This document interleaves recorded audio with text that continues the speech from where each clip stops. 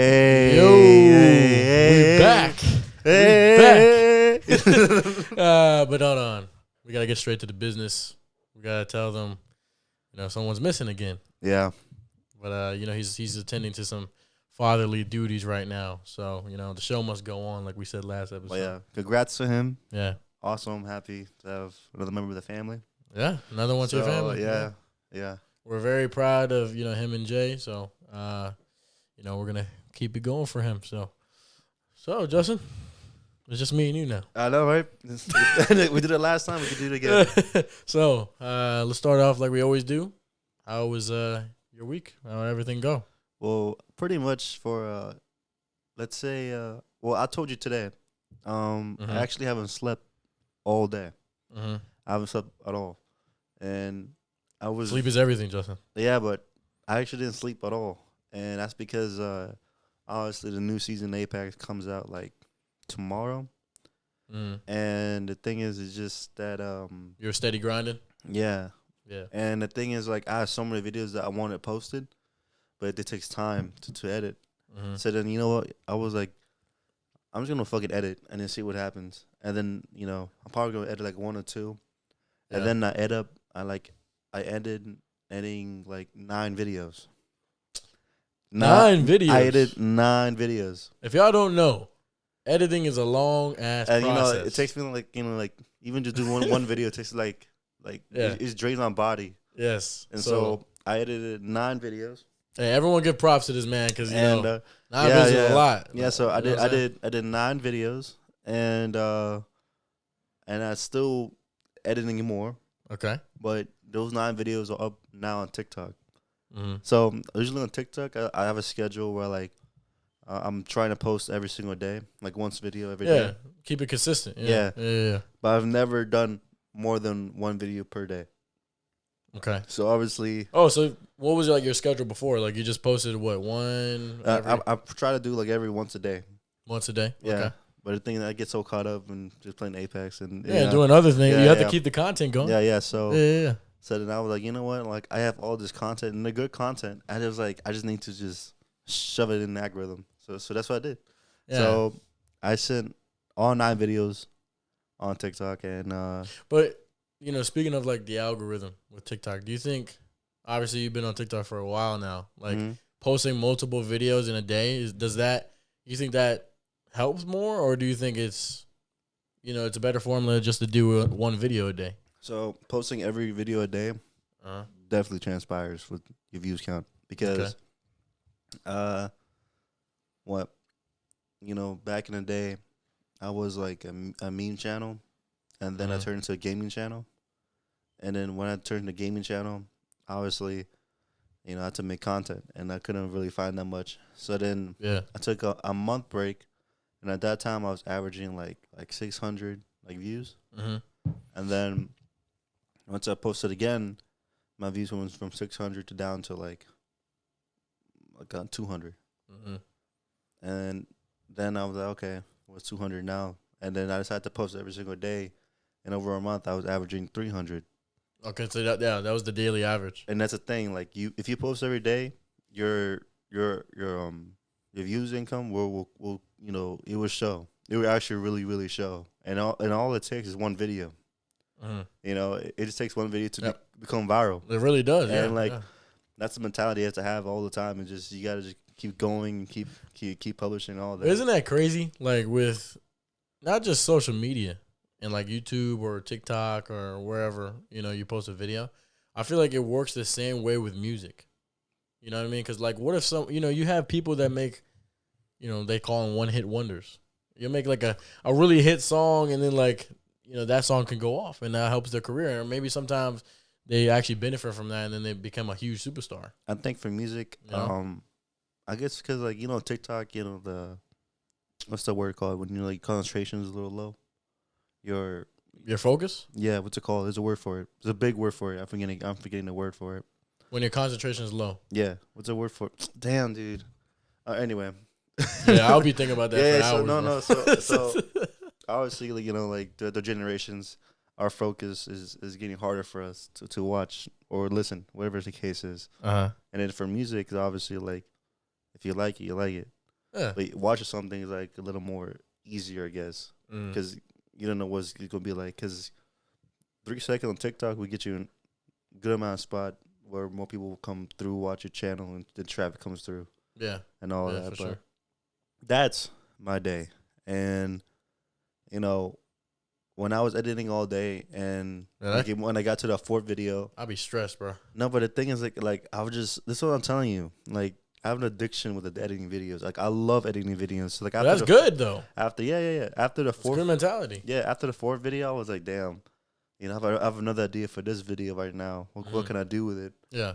And I just get experimenting a lot. But guess what? That's what great content creators do. They are constantly thinking and constantly thinking of trying to do new ideas. New content in their new ideas in their content, and then they're constantly editing. That's working hard at your own craft and what you want to do, and that's what we always try to preach on this podcast, bro. So that's my day. I mean, so far, I'm not really feeling tired. I just feel accomplished. I feel good because I did a lot of work today. So. I mean, 9 videos, bro. Come on, bro. Well, I did 9 videos to publish, and there's more other videos that I've edited. I just haven't published because I need to like reframe. Yeah, just make sure they're good. Yeah. Like, they're perfect. Probably stash for different ideas, whatever it is. But I gotta post it before the season comes out. So yeah. I mean, and then obviously when the new season drops, you'll have more content, and brand new content. So you want to get all the ones from this season out before it comes out. Yeah, that makes sense. So I just pushed like a floodgates, and so far I enjoyed it. Actually, I thought we had a consequence against it, but no. Well, yeah. I mean, that's good though. I mean, as far as my week, man,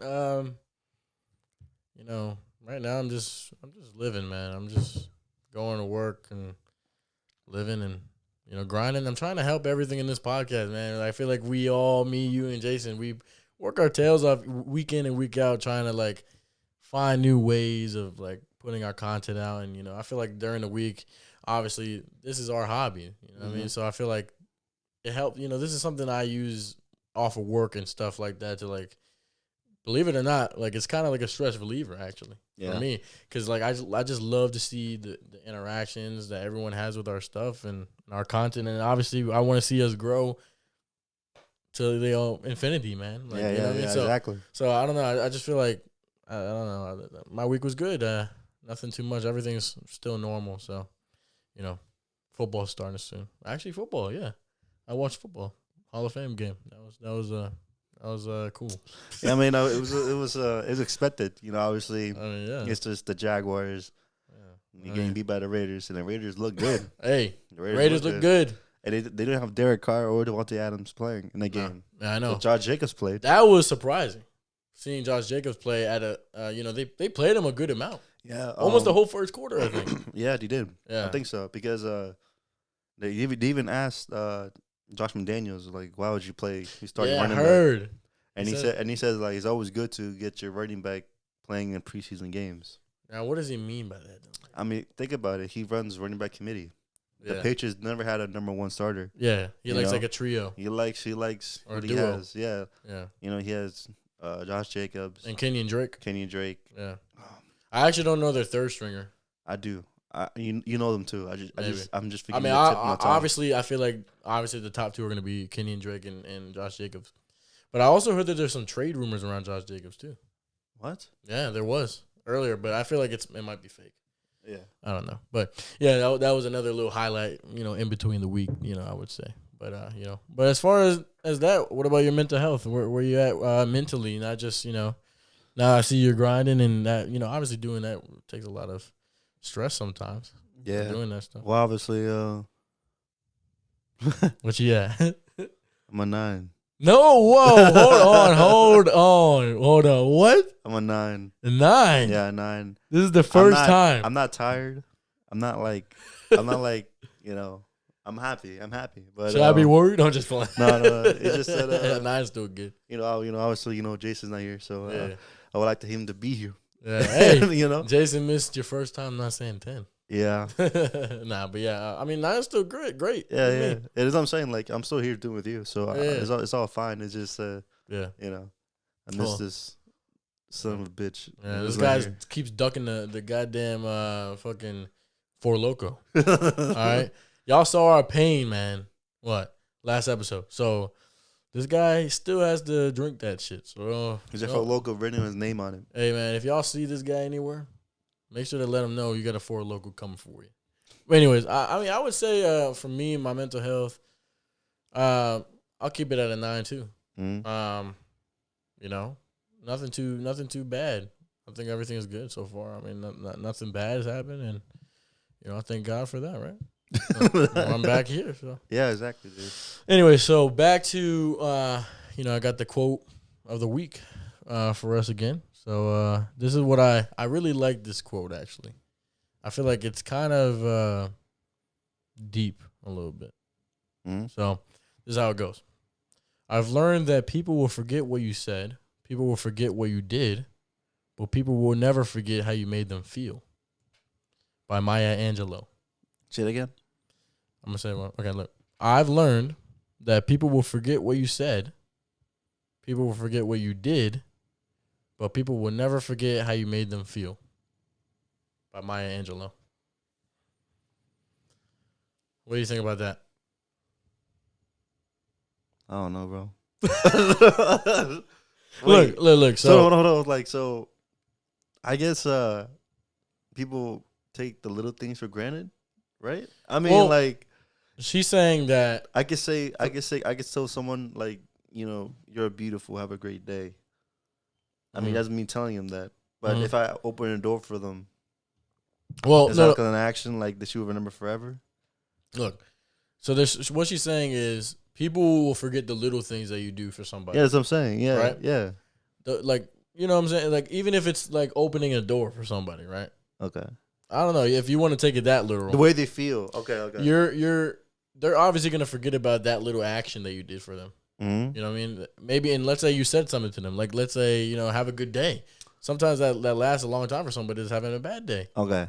Yeah, but they're gonna forget that eventually. But at the end of the day, the feeling that you might have given that person, they won't forget that feeling. You know what? I do have a story now. I do have a story about that. Okay, so when I worked at you know, I think I was 18.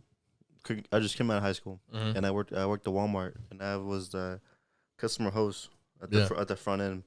And obviously, if you worked in retail, you have to work Thanksgiving. I mean, it's also the same day as probably Black Friday, depending on it. I know. I used to be in the other part. Yeah. So your biggest rival, Target. Which kind of crazy. What's kind of crazy is that you know how people go to Black Fridays.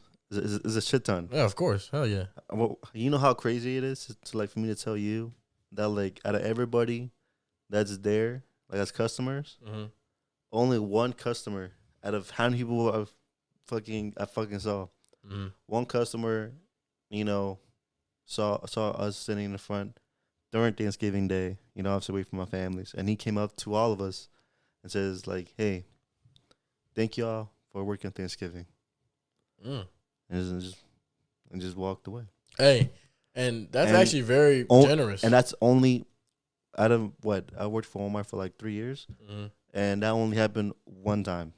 Yeah, that's actually insane. One time that person told that to me, and nobody else ever told like that. And you know, actually, you know, going off what you're saying, like obviously we both have worked in the retail space before, right? You know, and now that I'm not in the retail space anymore, and you know, whenever I go to like places like Walmart or Target, you know, retail spots, you know, I don't know, I just feel like people, I'm not saying everybody, but I feel like a lot of people kind of like look past them a little bit. They do. And especially, you know, at the end of the day, like on days like Black Friday where it's extremely busy and it can get very hectic, you know, obviously these people are putting in a lot of work for that, for it to even happen, you know, for the store to even run. And, you know, I feel like people, those workers aren't appreciated enough. And, you know, like you said, one time out of 3 years, bro. One time a customer did that. Yeah. And I would remember that forever. I was like, yeah, thank you, man. That was actually really good. I was awesome. You said that. I would have gave him a fucking hug. Yeah, dude. That was awesome. Come here, man. Nah, but yeah. That was my first time, like, not being that was my first Thanksgiving I missed with my family. That was the first one. Oh, yeah. So that was definitely a little bit heartwarming for you. Yeah. Yeah. I mean, no, that's actually really deep because, It's true though. I feel like that I don't ever see that happen usually when I was working there and stuff like that. Exactly, yeah. So I mean, yeah, you're right about that. You know, and I never shot Black Friday before. Oh yeah, I mean that. I feel like you got to be part of a pretty tough crew to run shit like that. I know all the ins and outs. You knew all this the secret hideaways and stuff. all the lines, cues gonna be at, and all this. All right. Well, anyway, so I have something I want to speak about. So recently, I was watching another podcast. Shout out to the Nug Boys. I was watching their podcast, and they had Elon Musk on there. Full send. Full send. You know, hey, we're fans over here too, man. You know, they're good podcasts. So I was watching it, and it just came out recently, right? And obviously, Elon Musk, we all know who he is. Mm-hmm. You know, owner of Tesla, owner of SpaceX. You know, he billionaire. You know, this guy is the real life Tony Stark. Mm-hmm. Isn't that how we call him? We call him the real life Tony Stark all the time. He is. He is. He really is. He like really is. This guy's a genius. Like, come on, man. I mean, this guy is like I just said, he's the real life Iron Man. So I was watching him, and to be honest with you, I've seen his podcast before. You know, I've seen him on podcasts before, and obviously I've been interested in it. But this one, for some reason, really caught my eye because I feel like they were asking him very good questions, and I wasn't expecting them to ask good questions to spark a conversation. So what I really was finding intriguing was, you've heard of Neuralink. Have you heard of Neuralink before? No. Okay. So Elon Musk is trying to develop this thing called a Neuralink, right? So it's essentially a chip that he's trying to implant into a human brain, right? And essentially make everybody superhuman. Look at the America, bro. No, not like that. Not like where you become like buff and, You mean superpowers. You mean like intelligence wise? Yes, intelligent wise. Okay. So like it will basically detect, it's kind of like a built-in like system essentially. Like kind of like, you know how like Iron Man when he puts on the suit, like he has like the little what Jarvis talks to him. Yeah. It's kind of like that, and it detects like any type of, if you have any cancer, diseases, any type of sickness, it will detect stuff like that and let you know. I don't know how this technology is coming to life. I'm pretty sure that thing will give you cancer. It can't be I safe. don't know, you bro. know what I mean? I mean, obviously, every technology is always test run, right? I mean, he said that they were actually testing it on monkeys right now, on chimpanzees, and that to the point that right now, this one chimpanzee was playing Pong, like a real life human playing Pong. And what's funny actually in that podcast, somebody made a comment. He was like, "So you trying to start Planet of the Apes or something?" the apes are trying to take over, but nah, yeah, bro, Caesar. Yeah, bro, you trying to create Caesar again, bro? Nah, but I don't know. I just find it really interesting, and it wasn't even that. It's like you can learn languages, and your intelligence is just heightened by a max because of one implant in your brain, and it's supposed to connect to your spinal cord. And obviously, that's where your nerves come, and your brain comes. Your brain has nerves and everything. Your nervous system's in there. So obviously, it's gonna control your whole body, essentially. And that's basically into development. I highly doubt this is gonna come out, and obviously not be, afforded to everybody, but maybe to specific people, rich people. I don't know. I don't know. Because I remember, the iPhone was pretty revolutionary, and everybody get their hands on it. Yeah, It was expensive when it first came out, but now, eventually people got it. I mean, yeah, I understand what you're saying, but an iPhone compared to something that's literally going to be implanted in your brain. So obviously you'd have to go through surgery. So it's not like buying an iPhone. You know what I mean? It's like you're actually getting technology in your brain. I'm looking at it as a conspiracy way. Okay. Like it could be really dangerous. All right, yeah. But that was another thing. I thought about that. Like imagine someone hacked into it and just like blow your head off. Or like I guess over time. There's a difference between like a 5-year study compared to like a 10-year study on a human being. Yeah. Because maybe there's long-term effects we don't know at the beginning of stages. And, Well, of course, there's be complications going on, so then you have to learn. Well, and that's adapt why to I mean, it. obviously, the development is just in development right now. That's the point of a development process, and that's why they're testing it. I know obviously a chimpanzee is not a human. I'm saying this right now. I guess for me, I myself might get it, but like Probably gonna be extremely expensive. maybe yeah. But if I might get it if it's like, let's say for example, it's like the third generation coming out. Because obviously they won't keep the same generation throughout the whole time. They will always keep improving it. Yeah, of course. So you're saying you're gonna wait. You're gonna see experiments. So the first one comes out, I'm not getting that shit. The second one comes out. Then the third one, where like people are changing the shit just like iPhones are, maybe I'll hop in the wave. Yeah, so you just want to see how people are with this first. Yeah, exactly. I mean, I'm gonna be honest. I agree with you because like at the end of the day, I find it very fascinating that there's a person on our planet, and this is why I find Elon Musk so fascinating, man, is that he is thinking about this stuff and he's taking it serious, and he actually wants to see the human race evolve to that point. Like, he's bringing real life movie ideas into reality. I mean, like, he's also trying to like, bro, come on, man. It's also colonize Mars, Oh no, so that's also another thing that he talked about. Obviously with SpaceX, right? Mm-hmm. So they were asking him a bunch of questions like how would we, obviously maintain life on Mars? You know what I mean? And so I don't remember. I'm not a numbers guy. I'm not gonna quote him on this stuff, but he was giving out specific numbers, and if I'm not mistaken, he was saying that the majority of Mars is made out of ice. Obviously, what does ice turn into when you melt it? Water. So the majority of that planet on Mars would turn into water if there was a way of melting that ice. Obviously, the human species needs water to survive, right?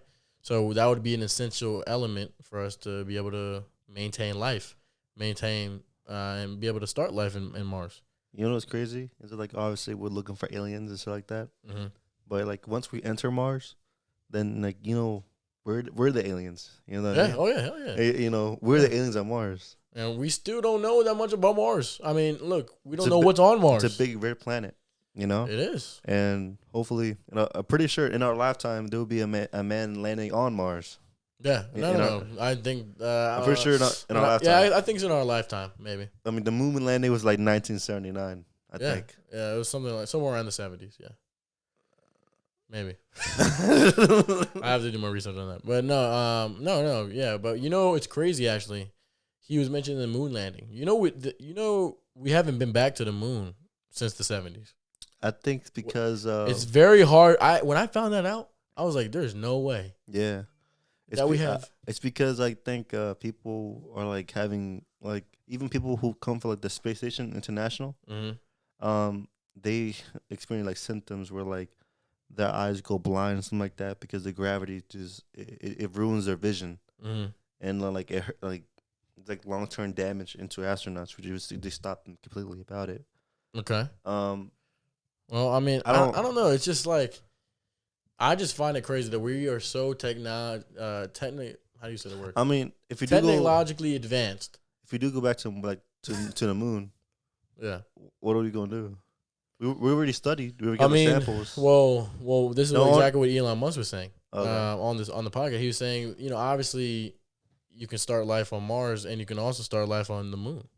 So, but what you would need is a spacecraft and basically a headquarters. Like you're gonna start obviously you can't live on the actual planet until you have to live on the spaceship, and then eventually start to grow plants and inside the spaceship and stuff like that. I mean, that's the way he was saying we'd be able to live on Mars.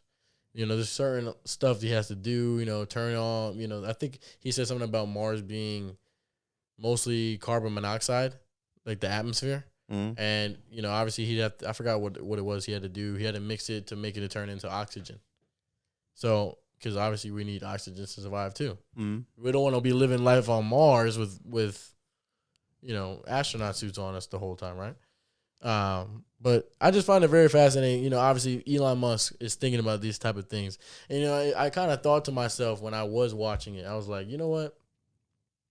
I feel like sometimes our heads are so wrapped up in our own reality in like our society right now and just regular life that we're living in. And you have people like Elon Musk that are thinking about, they're not thinking about Earth. He's not thinking, I mean, he is thinking about Earth, but I'm saying he's thinking outside of Earth. He's thinking about the future of the human species, bro. I mean, as humans. Like, that's fascinating, bro. As humans right now, in this planet, we are considered the alpha dogs. We are the alpha species. Yeah. We are, on top of the food chain right now. Yeah. Because our intelligence. Mm-hmm. And for us trying to go to the Mars. Yeah. I mean, bro. It takes a lot. I mean, it takes a lot, but also it's amazing. If you think about it, it's just revolutionary. And then who knows? We don't stop at Mars. Maybe we travel to Jupiter. Maybe Jupiter to Pluto. After Pluto to a different galaxy. I mean, yeah, different stars. Now that we're never going to see in our lifetime. No, I don't think so. Definitely not. Now Mars could be a possibility.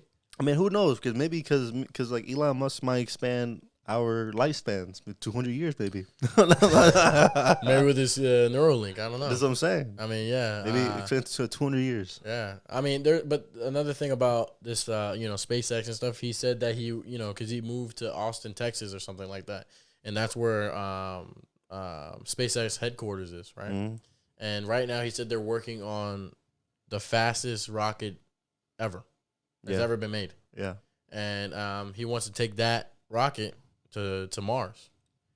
And, it's funny, they asked him, are you going to be the first person, one of the first people to go to Mars? He said no. Elon said that? Yeah, he said no. He wouldn't be. He wouldn't be the first. He's the one doing this. He's the one trying to get this to happen, and he's not even going to be the one to go first. Selfish. You know why? Why? Because he knows it's going to be a long and very, very, very hard and tough trip, obviously. It takes 7 months to get to Mars, by the way. Okay. 7 months. Okay. And then obviously he said there's a very strong possibility you could die. You're going to die going on this trip.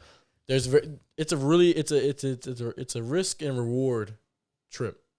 You know what's crazy? You want to sound like to me? What? It sounded like to me where like way back then where like sailors had to go through waters and don't know you might come back home or not. Yeah. Through rough seas. Trying to find land. Or just having diseases around the ship. Uh-huh. Starvation. But they took those chances. Exactly. Yeah. But this time you're doing it in space. So it's kind of like you're sending it at another journey ship. Yeah, hell yeah. Going across that's fucking cool. Dude. That's what I'm saying. Because look, let's say me and you are gonna go. We know we're going on this trip to Mars, right? Mm-hmm. We're gonna be one of the first humans to ever be on Mars, ever, by any human being on this planet. There's 8 billion people on this planet. 2 of us are gonna be on Mars, right? At the end of the day, we all don't know what it's really like on Mars. We've only had a rover on Mars, a robot, and we barely even see that much from that robot. Obviously, we don't know what it's going to be like, and you don't know what the trip's going to be like. You don't know if it's going to be a successful trip or not. That's the scary part about it. But at the end of the day, are you going to take that risk and, maybe land successfully and be the first person to land on Mars and maybe start a whole nother thing? Would you take that risk? I don't know. That's what he's saying. That's what he's saying, though. But he knows that there's people somewhere on this planet that would do it. Of course. But at this point in your life, if let's say you were offered it, would you do it right now? What? You're 24. Mm-hmm. 22. Long life ahead of us. Would you take this risk to go to Mars right now? And with the chances, you could die. I could die.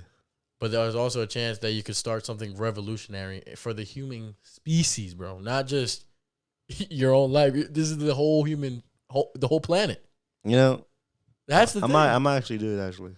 You would do it at the age you're at now. I think I actually do it. And the thing is, like, living in space is really hard, though. Like, it's like the way you eat, the way you piss and poop. Like, all this is very stressful. And to be contained for 7 months. On one ship. It's mentally draining. Yeah. And also could be really hard now, at times. One thing I do think about on when you talk about the being on the ship for 7 months, I feel like obviously we don't. Not 7 months to Mars, and 7 months back. And but there's a thing, the fuel to get back, he doesn't know about. So I don't know if you even come back. bro, But that's what I'm saying. But and then also if obviously you'll go with cargo. Mm-hmm. You're gonna go with a supply to last you a very long time on Mars, right? Mm-hmm. But eventually it's gonna run out, and then the only way to get more cargo is somebody else has to come for another 7 months. So that means once you land on Mars, You're stranded for 7 months. 7 months exactly, and you have to wait for another supply chain to come for 7 months. And who knows if that trip is even successful? That's things you have to think about. Mm-hmm. But that's why he's saying he wants to learn how to turn that ice into water and do these type of things so we can sustain life on Mars. There's a difference when you sustain life on Mars and just going to Mars and seeing what happens. That's just things that I just find it so fascinating that he's even thinking about this stuff. Like, and then just obviously Tesla being a car brand, the things he's doing with Tesla. Mm-hmm. Obviously I don't think it's as big of a change, as like going to Mars, but it's definitely helping the environment because with electric cars and stuff. Yeah, and seem to be really popular someday. And yeah, now you can go outside on every day and see at least one Tesla. Yeah. You know what I mean? Like every day. It's like an everyday thing. Yeah. So I don't know. And then also one last thing, the satellites he's trying to build for Wi-Fi. Free Wi-Fi for the whole world. Yeah, but that's the thing. Everyone thought. Well, so what was it? When he was talking on the podcast, he was saying that he's specifically doing this for rural areas. Yeah. So basically, like the Midwest of the United States. That's what I'm saying. Yeah. For the whole rest of the world. I'm not saying like No. Yeah, I got you. Like if some countries need it, then Elon Musk wants to provide. Yeah, obviously he's not going to go to do it in big cities that already have saturated in the internet. I think Elon Musk already has given Ukraine free Wi-Fi.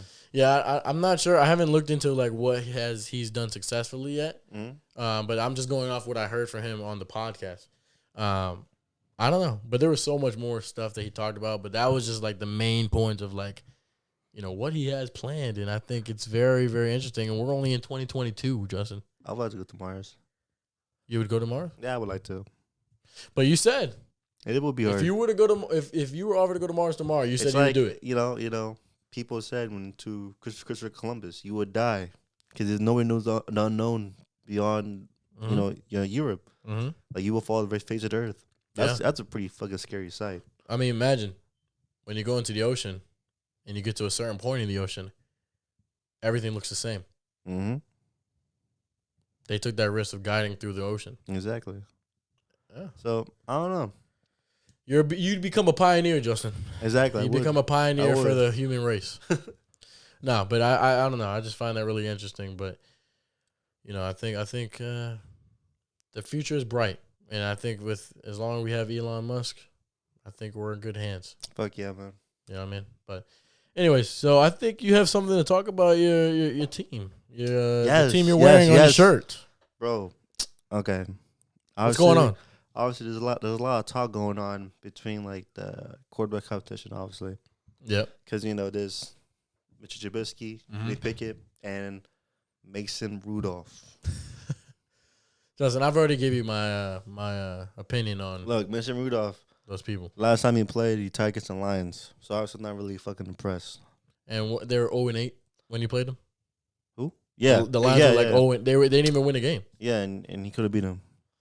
He couldn't do it. If Big Ben was playing, I'm pretty sure he beat them.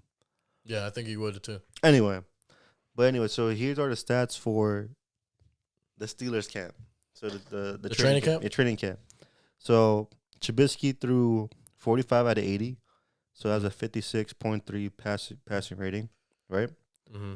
With 356 yards, 4.5 yards per attempt, 7 touchdowns, 4 interceptions. Now, this is like, what, with scrimmage drills? It's like a... How are they calculating this? No, it's like you playing offense now. Yeah. Like a scrimmage, yeah. Yeah, the scrimmage, you get your own defense. Yeah, get your own defense, yeah. So, that's what I'm saying. Yeah, so 7 touchdowns and 4 interceptions. Mm-hmm. And 356 passing yards. with a 56.3 passer rating.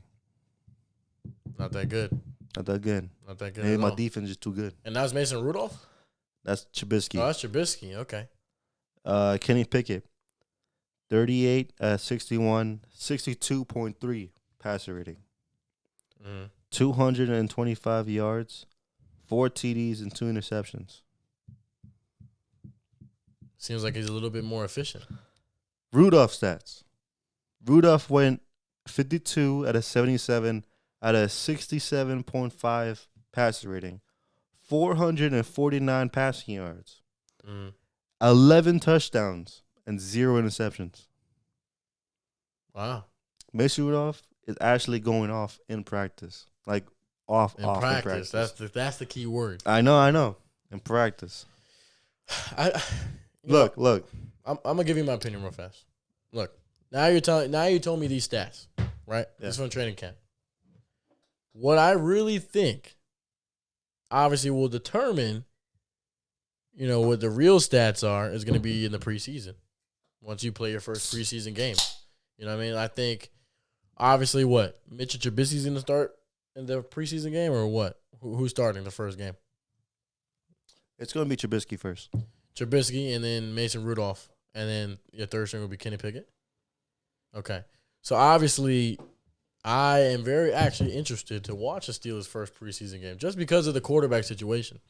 Because obviously, I think you're playing against a whole other. This is a real game. Like Mike Tomlin says, like the quarterback competition is not down to every pass been thrown, but kind of feel like it actually is. I think so. Because if Mason Rudolph was balling in practice, this is balling. Like, that's some good ass shit. That's good stats. That is good stats. 0 interceptions. 456 passing yards, 11 touchdowns, and 0 interceptions means that you're doing some dog shit. I mean, every Mitchell Trubisky and Kenny Pickett had picks. Dog shit, like you dogging. but but they have interceptions. The other two. So yeah, I mean that's a pretty impressive ratio. So. It is. I'm just saying that when preseason comes around, we're gonna find out, like, if he's balling. That's what I'm saying. Like, I have to be sold of what the fuck I saw. Yeah. In preseason for Mason Rudolph to even consider him starting over Trubisky. I think one thing we can be guaranteed of is that all three of them will make the 50-man roster. Hell yeah. Yeah. So I mean, obviously going into the season, you're gonna have. You know what? I'm not gonna lie. You have 3. Somewhat good options, than most NFL teams. Yeah, it's actually very true. It's very, very hard to find 3 somewhat good quarterbacks. Hey, it's Mike Tomlin, man, and Omar Khan. Yeah, I mean, obviously, I knew when you guys drafted Kenny Pickett, I was like, yeah, that's a great pick. Mm-hmm. But I feel like the Steelers always do a pretty good job with the draft. You know what I mean? Yeah. So I don't know. I mean, I like I said, I find it. I'm very interested to see how the Steelers. First preseason game is going to go, and throughout the whole preseason. Yeah, it's a great story because look, you have the Pro Bowler Trubisky, former first rounder, past Pro Bowler, coming, that's what I said, former Pro Bowler, yeah, exactly, yeah, get it right. He's so proud about that one Pro Bowler, bro. I have a Pro Bowl quarterback in my team. Okay, he was on the fucking Bears, bro. Is Dak Prescott Pro Bowler too? Mm-hmm. They're the same, I guess. Yeah, Dak won NFC Rookie of the Year. Come on. Actually, NFL Rookie of the Year. Anyway. Offensive Rookie of the Year. So, the Bears. Obviously, they're working for Trubisky. Yeah. So, number one, not number one pick overall. Yeah. But first rounder value. Yeah. Being drafted, and also didn't work out for him. Yeah. And then you have Kenny Pickett, the young first rounder, high hopes for, tension being built that he might be the future. He definitely is. Why other would you wait a first rounder and a quarterback? Yeah. And then you have Mason Rudolph, the project, who's been in the system, that knows the system itself. Yeah. Technically, he's the veteran. He is the veteran. And also, maybe this is time that he's not be groomed so much that, like, he was just peaked, like, you know what, this is my time. Yeah. He's the guy captured now or never. Yeah, because he has been under Big Ben this whole time. Exactly. Yeah. And now there's no more Big Ben. Yeah. And now this is a humongous quarterback competition going on. I don't know, man. It's getting a little feisty, man. I just want to see preseason start. Just the quarterback competition. No, I agree. I agree. I think you guys are. That's one thing I'm gonna look for when we watch the preseason game. But I feel like you're right. I mean, I don't know. Mason Rudolph. I don't know. It's just like he has had time where he was a starter. when Big Ben was hurt. Yeah, yeah. And, I he did all right. I remember for a time it was very mediocre. Where like Duck Hodges was almost Hodges, bro. Duck Hodges almost took over. Where's he at now? I don't even know. But even him was trying to take over his spot because he was playing better at some point. Yeah. And I'm just saying, it's gonna come down to injuries. It will. And less mistakes. Yeah. Yeah, it is. It really is gonna be like that. You guys have a very intriguing training camp this year. Yeah, it is, man. So we're gonna find out. We're gonna find out. Yeah, we are. But speaking of the NFL and going into the season, obviously there's a big plus that comes with the new NFL season. Oh yeah, the new Madden games. Madden 23. All right, this year obviously it's gonna be John Madden because rest in peace John Madden. I've gotten every Madden game except one. You didn't get last year. No, right? I got last year. You got last year? Which one did you not get? The one with Lamar Jackson on the cover. This man is so against Lamar and such against the Ravens. I didn't get him because he was on the cover. I just didn't get it because it's a Raven. I don't know why I didn't get it. I don't know why. Hey, Omar got it when AB was on the cover. I know. He's the best receiver in the world. Anyways, what we're really interested in and we find crazy, Ari, is that every year, obviously, they come out, before the game comes out, they come out with the ratings of each position, right? And sometimes they're very controversial, we could say. And some people agree with them, some people don't. And it's funny to actually hear the actual players react to it sometimes because sometimes they'll tweet out like little shade and stuff, which I don't really think they should care about a Madden rating, right? So you want to do by positions? Yeah. So basically, we're gonna go over certain positions, not every single one because there's a lot, but like top 10. Yeah, top 10. Yeah, top 10 in those positions. So let's start off with quarterbacks. Do you want me to start from highest to lowest or lowest to highest? Lowest to highest. Lowest to highest. So they got at number 10 for quarterbacks. Matthew Stafford is an 85 overall. The guy that just won the Super Bowl. Yeah. Is the lowest rating. I think last year he threw close to 5,000 yards and 40-plus touchdowns, and that's 85. Justin, he won the Super Bowl. And won Super Bowl. He won the biggest game of them all. He didn't have a bad year at all. No, not at all. He literally made Cooper Kupp have the best receiver season in we've seen it in a long time. Yeah. Or I think ever, right? Maybe. Didn't he have the best receiving season ever? He didn't break the record.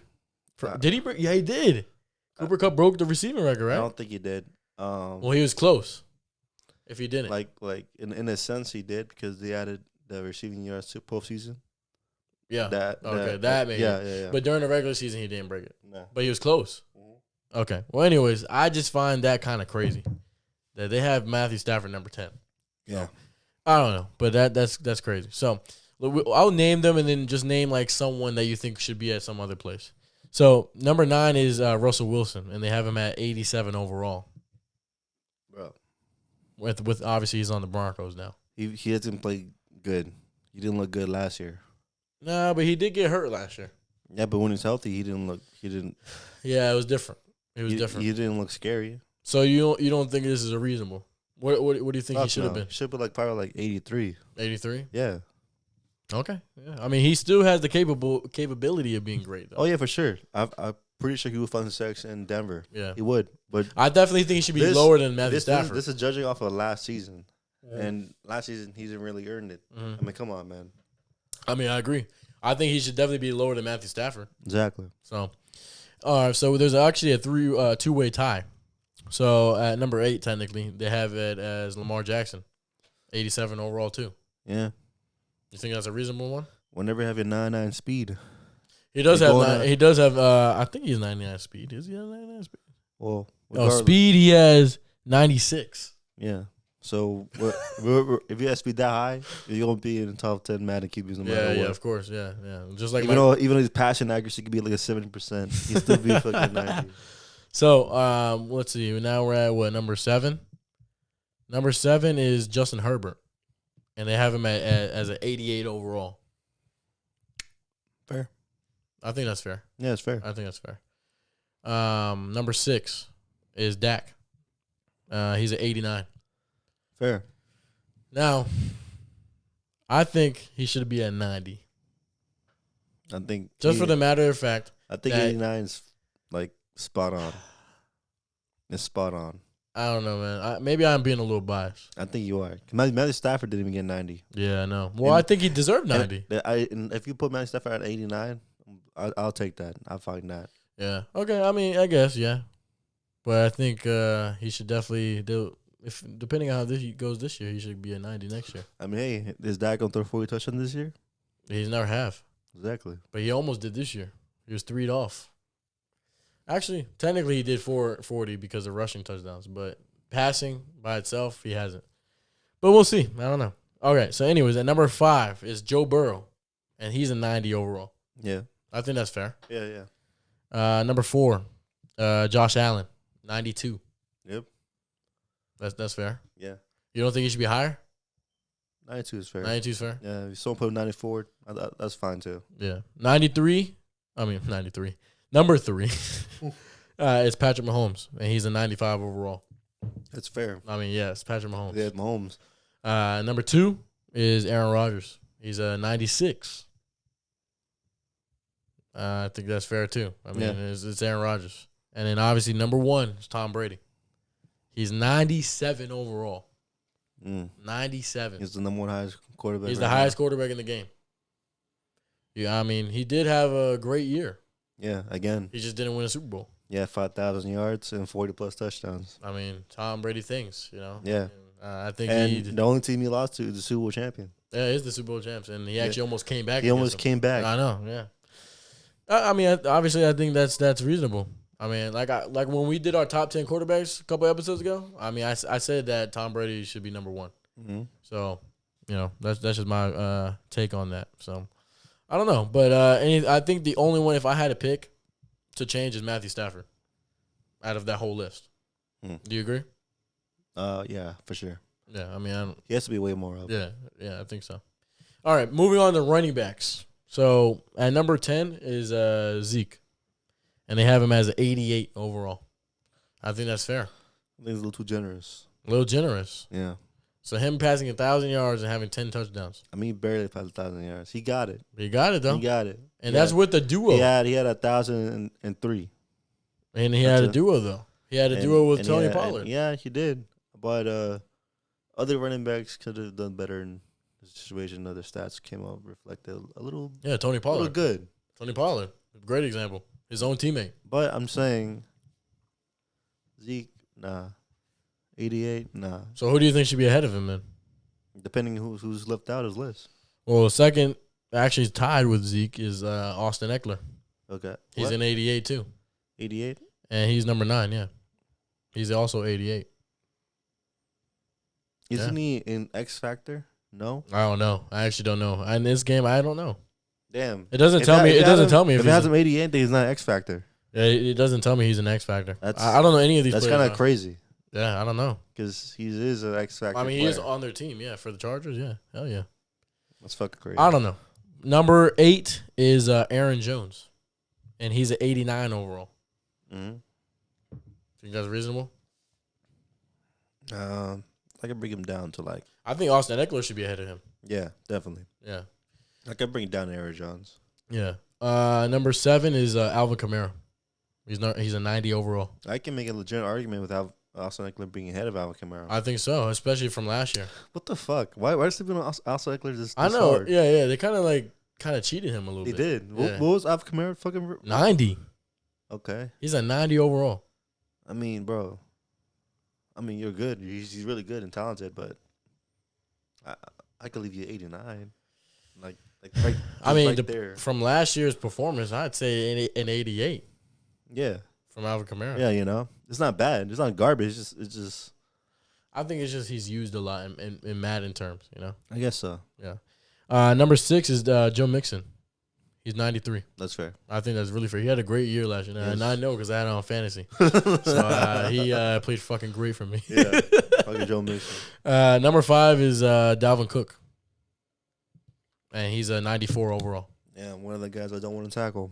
And we all know how good he is. Yeah. You know what I mean? I don't want to tackle him, bro. That guy will fuck you up. So what they have as number 5 is Jonathan Taylor. Number 5?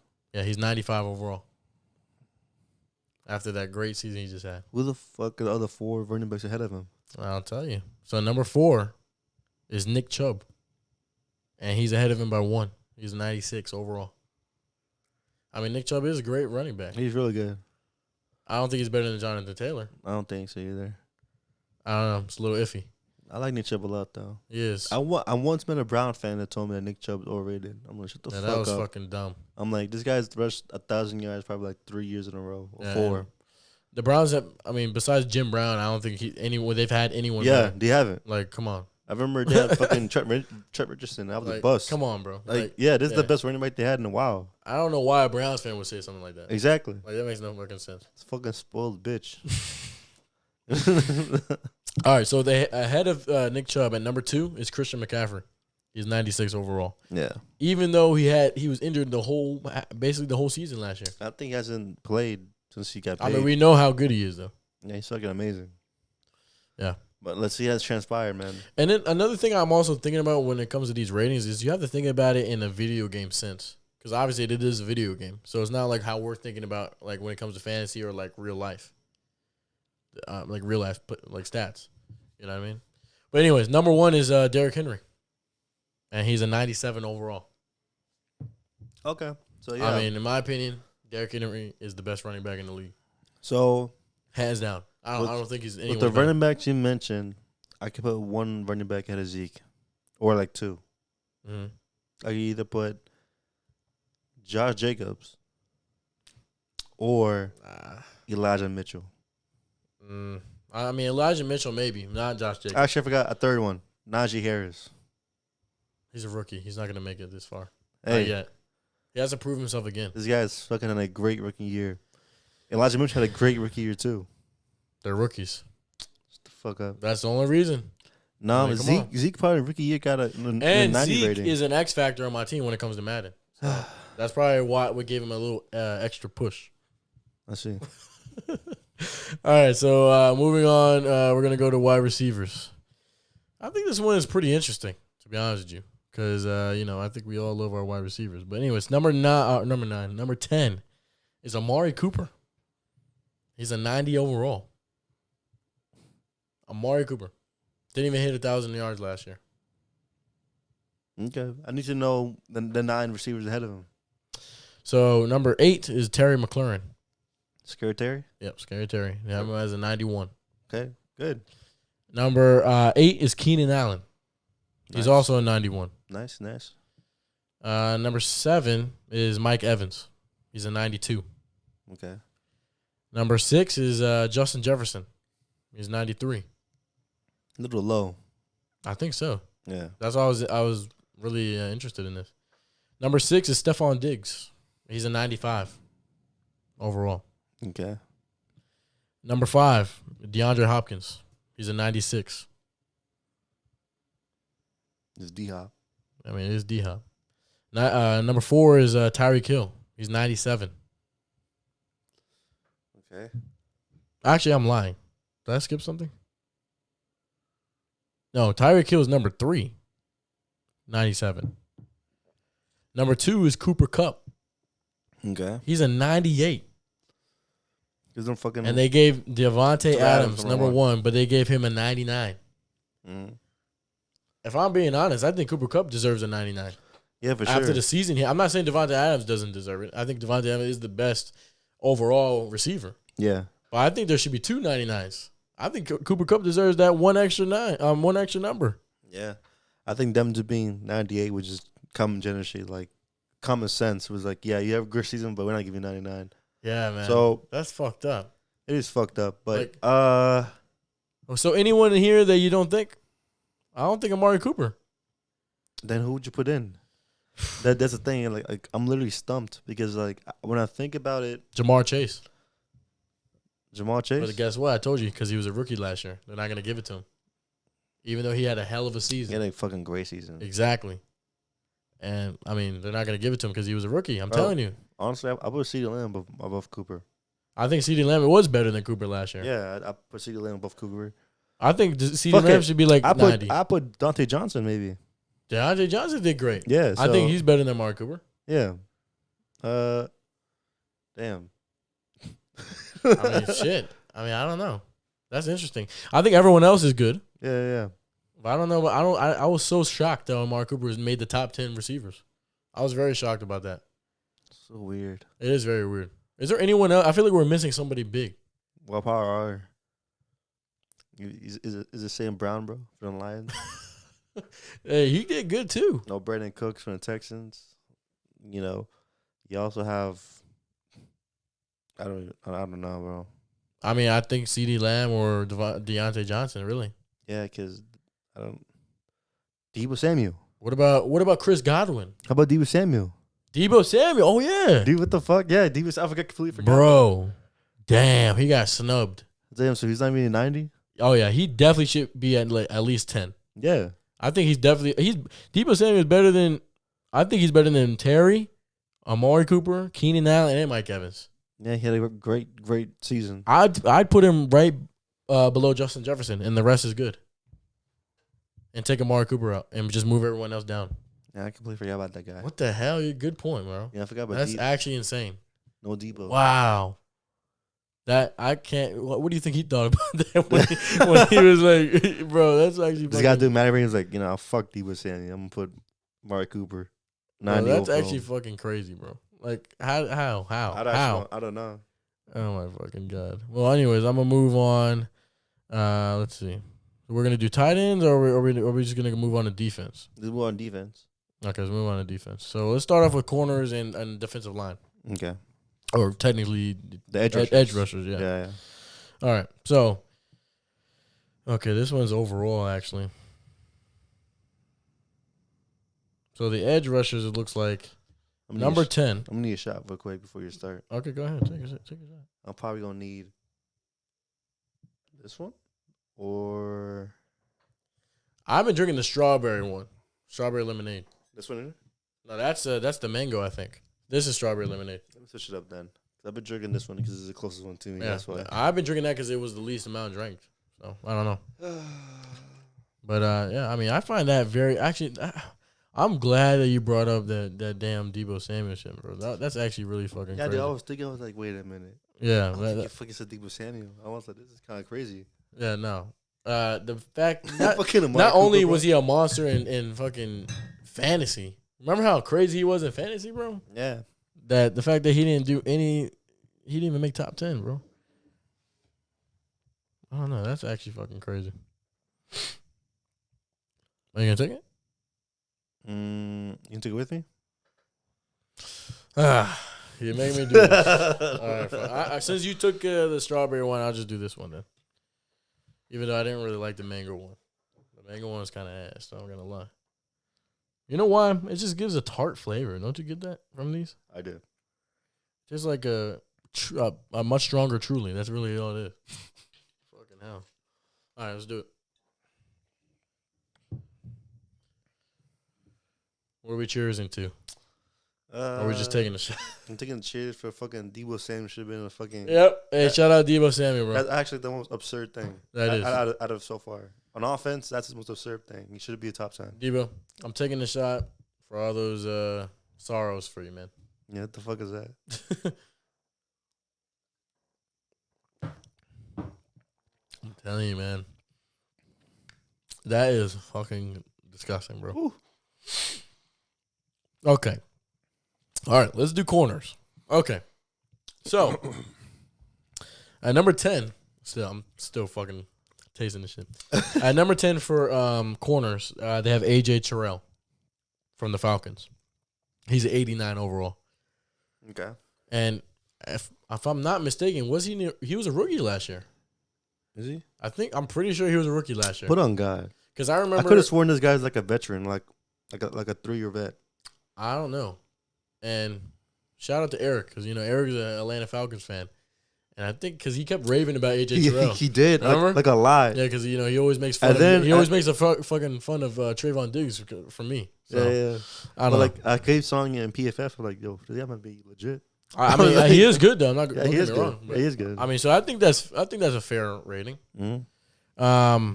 Top 10 corner? Fuck yeah. Yeah. I don't know why they don't have a number 9 here, but it says tied for 8 is Marlon Humphrey. And they have him as a 90. Mm-hmm. I think that's fair. I think it's even though you hate him. I think it's great, Omar. I think it's fucking And great. tied with him is J.C. Jackson, which is now who he's on the Chargers now. I think it's perfectly fine. He's a 92. Yeah. Or 90. I think I leave him right there, actually. And tied for 6th, I don't know why this could be number 7. I don't understand. Is Stefan Gilmore. He's a 91. Okay. With the Panthers. Also tied with him is Marshawn Lattimore on the Saints. 91 as well. Tied for 4th is Denzel Ward from the Browns. He's 92 overall. Yeah. And also tied with him is Darius Slay at a 92 from the Eagles. 3rd is Tre'Davious White from the Bills, 93 overall. Mm-hmm.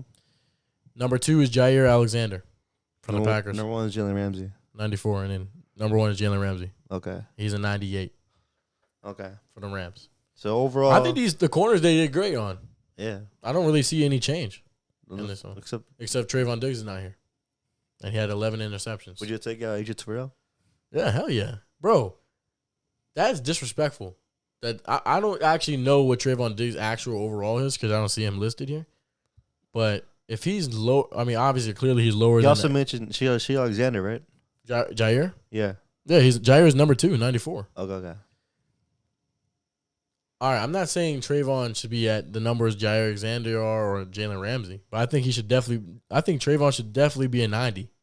90? A 90 flat. Okay. Like, bro, I think he played better last year than Marlon Humphrey. Well, and Marlon Humphrey's a 90. I think AJ Tyrell played better than Marlon Humphrey last year. Say that to him right now to the camera. I think Marlon Humphrey should be where AJ Tyrell is at an 89. And I think Trayvon and J.C. Jackson should be tied. The hell? That's the only thing I would disagree on. Okay. And look, I'm not being, obviously it sounds biased because I'm a Cowboys fan, but I mean, Trayvon led the league in interceptions. See, here's the thing is, like, people get confused because the number one thing to just discredit Diggs is obviously because of the pass coverage. Mm-hmm. We all know. Yeah. Carlos knows himself is not good. He knows he's not good. He knows that the pass coverage needs work. Yeah. But there's a difference between a ball hawk and a lockdown corner. Yeah. And Marcus Peters, he's like a somewhat of a ball hawk also because he doesn't really lock down as much. Yeah. But he does get the ball a lot. Yeah, he does. And he gets a lot of picks. And that's what his play styles are. Yeah. He's called the ball hawk corners. Mm-hmm. You know, and obviously Diggs might have reduced the ball hawk's corner and focused more on coverage. Yeah. He'd be fine. He'd be great. But, you know, right now, we don't know because obviously practice right now and hopefully you improve. You know, and it's crazy. Like, last year was only his second year in the NFL. Yeah, and come on, 11 interceptions is fucking crazy. It's crazy. And he's going into third year now. I mean, hopefully he did work on his coverage. I mean, I've seen some things in training camp that people making fun of him, but I don't care about the training camp. I mean, it's against his own teammates. I see him getting burned by CeeDee Lamb. I mean, CeeDee Lamb's going to be an elite receiver this year. Number 88. Yeah, of course. And Dak was throwing some dimes. But anyways, looking like I don't know, but that would be the only thing I would say. You know, I don't know. I guess they're ranking this off of coverage. It has to be. Probably, yeah. It has to be. The coverage has probably hurt him so much. You know, it's actually funny that we mentioned about the ball hawk situation thing because I saw an interview. A reporter asked Jalen Ramsey about that, about like Trayvon or something like that. And he was like, yeah, I mean, Trayvon is a ball hawk. That's his play style. For me, I'm not that type of play style. Yeah, he's just a lockdown. He's exactly. A lockdown corner. That's what he does. It's a difference. Yeah, you pick your poison. What do you want? I mean, obviously, I don't know. I mean, Trayvon did pretty good for me. You know, we all know Darrell Revis is the greatest cornerback I've ever seen. Yeah. This guy never got 10-plus interceptions in my life. Yeah, he never has. Yeah, I know. And it's hard to get a lot of interceptions. So, I mean, I don't understand. Like, he should be definitely getting more credit for that, bro. Yeah. But I don't know. So, we're doing edge rushers or what? Edge rushers. Okay, so edge rushers. We have heard rumors about this rating here. I think you're going to be very interested. So, number 10 is Rashawn Gary from the Packers. He's 89. I heard this guy. I don't know. I'm not really familiar with him. If you're a fan of, like, the NFL Top 100 list, is, like, obviously, like, where the peers vote. Yeah. And he's 100% going to be on the list. Well, yeah, once the Top 100 comes out, I'm going to definitely, like, watch his thing because I'm not too familiar. I think I've probably seen him, obviously. This guy's good, bro. Yeah. It says tied for 8th is Chandler Jones, and he's 90. Yeah. Which, I mean, I was a little slept on Chandler Jones. Chandler Jones he's still great. Fucking good. Yeah, he is. Yeah, hell yeah. He can easily put him 92. Yeah. 90 is kind of like a little slip on him. A little slip on him. Yeah, and then tied with him at 8 is Demarcus Lawrence, and they have him at 90. Directly 90. Why still? I mean, I guess you know how long he had him at 90 from his longest time, and he hasn't had fucking double sacks. And that's what I'm saying. So I don't get how they gave him a 90, but they didn't give Trayvon Diggs a 90. And Trayvon had a better defensive year than him. Look, maybe DeMarcus Lawrence is great, he gets a run, but it's also he is though. You're also an edge rusher. Yeah. But sacks, yeah. Gotta get sacks. Yeah, that's what we signed him for. Exactly. Yeah. And he had back-to-back years we got double-digit sacks, and never got it ever since. Now, look, to, be on his side, I mean, obviously we got rid of Randy Gregory now. So he's going to be the main focal point as our number one edge rusher, for sure.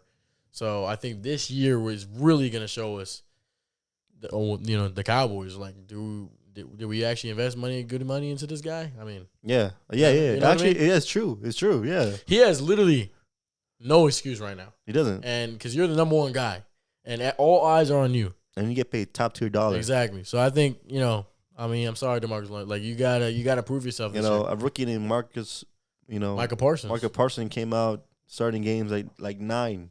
Yeah, he got 13 sacks. Yeah, as a linebacker. So, you were hurt most of last year, but what the fuck? Yeah, I mean, to his fairness, I mean, he did get hurt, but I mean, come on. I mean, it's been like this for years now. It's the worst possible time he got hurt. Exactly. So I don't know, but he's tied for 8. So number 6 is Cameron Jordan. He's 91 overall for the Saints. Mm-hmm. Also tied for 6 is Joey Bosa. He's 91 for the Chargers. Tied for 4th is Khalil Mack for the Chargers, 92.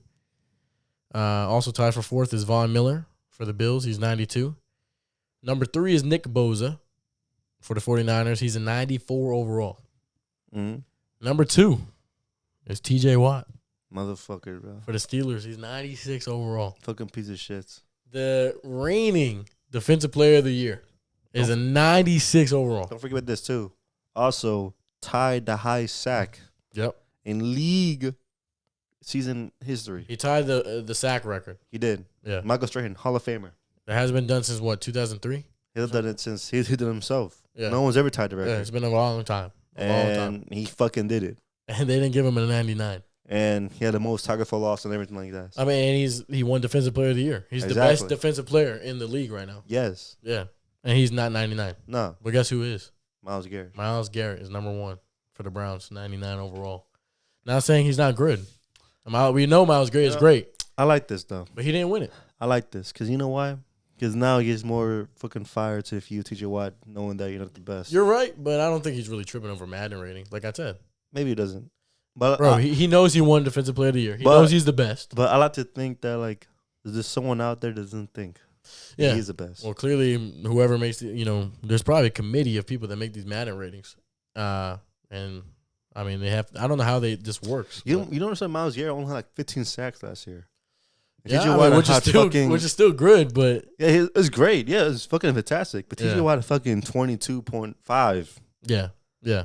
That's a big difference. And he didn't lead tackle for loss. Yeah. QB hits. You're right. I mean, I agree with you. I think TJ Watt should be 99, and I would say maybe Myles Garrett be like a 98. What the fuck? Or maybe the same rating as TJ Watt, 96. I agree with you, though. But, I feel your pain, Justin. I feel your pain. Piece of shit. Because I'm about to explain something else. So this is linebackers. Okay, number 10 is Devin White. He's for the Bucs. He's 85 overall. Number 9 is Devondre Campbell from the Packers. He's 87. Hate that guy. Is that the guy? I'm pretty sure that's the guy. Which one? The guy that, from the game, the Cowboys and Packers, where he stalled us every time we went to the second. No, that was Preston Smith. Oh, that is – no. Not Preston. Is it Preston? No, it's not Preston Smith. It was edge rusher. It was from the Ravens. It's Zadarius Smith. Is Zadarius Smith. That's him. Okay, never mind. Sorry, Devondre Campbell. All right, look. What? He grabbed his ankle and then – Bro, this guy pissed me the fuck off. Leads a player to come back. Yeah. He killed all the Cowboys' momentum. Bro, so when we played the Packers a couple years ago in the playoffs and we were home, This guy, every time we got into our own half to try to closer to red zone, this man would like fake an injury just to slow our mojo down, man. Because like there was momentum building up. Yeah, there was. And Yeah, he fucking cut it off. Yeah, Fucking piece of shit. he did it like I don't know how many times. He A did lot. it like a lot. He did it a lot. And I've seen him do this for not just the Cowboys game. He's done it for a lot of other teams. Oh, I don't know about that. He has. I've watched Packers games. Like, nah, bro. This guy's got double-digit sacks. Bro, he's a fucking dirty motherfucker. Anyways, 7. Tied for 7, actually, is Eric Kendricks from the Vikings, 88. Yeah. And fucking Micah Parsons. They gave Micah an 88. Now, like you said, rookie, I do not agree. Yeah, he is. But he did make the top 10 as a rookie. But, come on.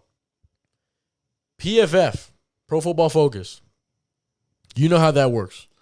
They rated Micah Parsons as the best linebacker in the whole entire league. Mm-hmm. And I don't trust any. I trust everyone. From all these other analysts, I trust PFF. PFF is, everyone knows they're the legit actual analyst. The thing is, people get mad from PFF because they want to hear like a number standpoint. Yeah, it's not based on opinion. Yeah, it's based on numbers of where they grade stuff. Like analytics, stuff like that. And if you care about that, then it's awesome. But if you don't, you don't. I mean, at the end of the day, man, they named Michael Parsons the best linebacker out of anybody here. So I don't know why he's an 88. I think he deserves to be up there with when I get back to these rest of these numbers. So are you saying this is the most absurd thing you see on defense? But guess what? I'm gonna agree with what you said about T.J. Watt. I think it's gonna fuel Michael Parsons' fire because I know Michael Parsons is a young kid. I know he definitely paid attention to this rating. He's a little mad. I think he's definitely going to be mad. And I think, he's going to prove this year that he was better than last year. Me and you talked about this all last year.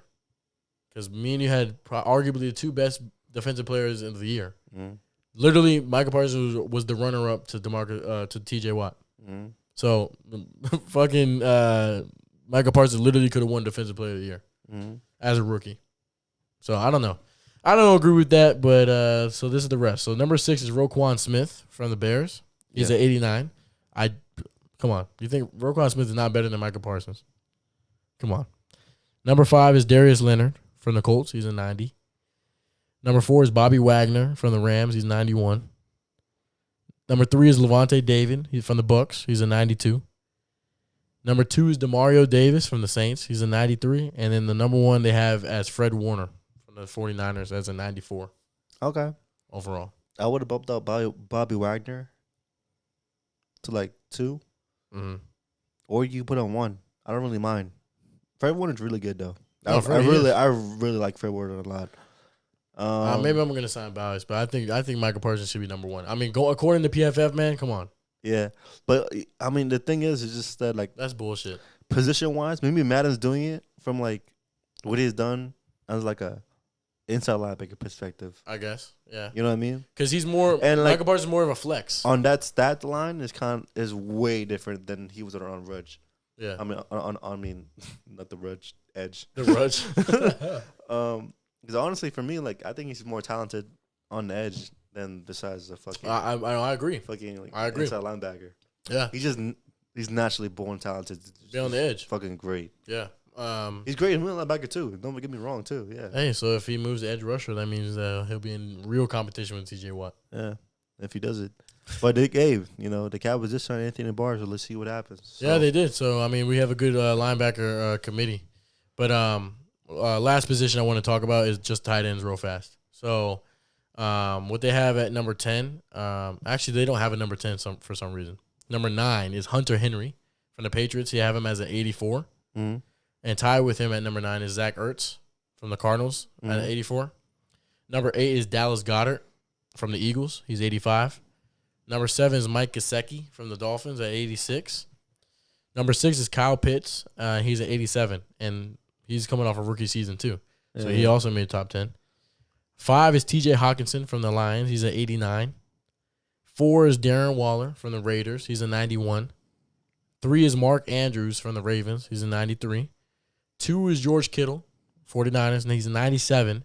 And obviously, who do you think number 1 is? Travis Kelce. It's Travis Kelce from the Chiefs, 98 overall. 98? Yeah, 98. So it's just shy of 99. Yeah. I think he deserves 99. Of course. I mean, bro, he's the best tight end we've seen since, I think, Robert Gronkowski. Yeah. You know what I mean? It really is. Now, I don't agree that and I know it sounds biased, but I just have this many good players. I'm sorry. I think Dalton Schultz would be in this top 10. Probably like 10. Yeah. I mean, I think he's better than Mike Gesicki. And Mike Gesicki is number 7. Yeah, I think he will be definitely better than Mike Gesicki. And Mike Gesicki was rated at 86. I think even my tight end, Pat. I think he did great. Yeah, I think he's better than Mike Gesicki. Mike Gesicki. I think Mike Gesicki should be like 10. Mike Gesicki had a good year though. He had like 700 yards. Or, no, he had 800 yards, something like that. Well, maybe he had like a sleeper season where we didn't really he wasn't like a big name. I mean, he wasn't in my fancy radar. I mean, yeah, exactly. But Dalton Schultz was, Pat, your guy. Yeah. Like, these guys were big names in the fantasy, at least. I mean, I don't know. I think Dalton Schultz should have been in here. But I think, like, the top 4 is great, though. Like, Darren Waller, Mark Andrews, Kittle, and... People can arrange them, like, which order they want to. Yeah. But that's, like, right. That's the right group right there. Yeah, I think the top 4 is definitely correct, I would say, right? Yeah. And number 5, T.J. Hawkinson, I think he's good too. Yeah. With the line, he's like literally one of the only good players on the Lions, bro. I don't know, but that is a Madden 23 ratings for these positions. So I mean, we didn't go all through them, but like these are the things we could get through real quick. So yeah, and I don't know. I mean, overall, what are your thoughts? Like just overall, like do you think Madden knocked it out the park with these ratings, or like? Honestly, look. Right now, Madden is what it is, but they always can improve the ratings through later on in the season. Oh, yeah, it always happens. It always happens. Yeah, it definitely will. So I'm pretty sure TJ Watt will become 99. Yeah, and maybe Mike Parsons will go up. Because I'm pretty sure TJ Watt might go maybe break the record this year.